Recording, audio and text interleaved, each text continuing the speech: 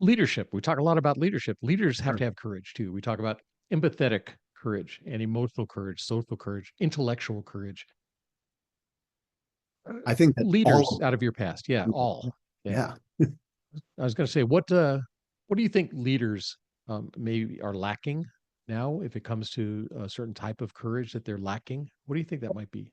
I'd say the courage to be vulnerable. I think that the Uh, era of authoritarian leaders or stern iron-fisted leaders, in the corporate old world or school. in associations. I think that's a thing of the past. I think that, our grandparents, maybe our parents lived in that reality, but certainly today's reality is different. People want vulnerability, accessibility. They want humanity.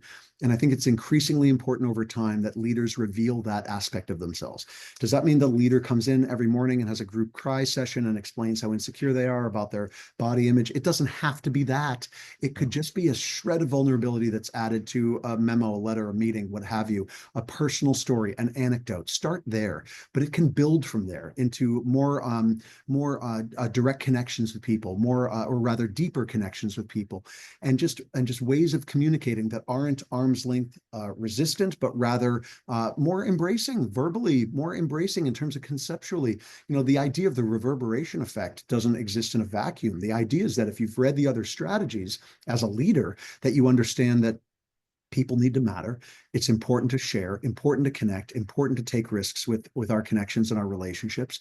And when you establish that environment and then step into that with a degree of vulnerability, you make powerful connections that absolutely strengthen teams. This is like high octane fuel for teamwork.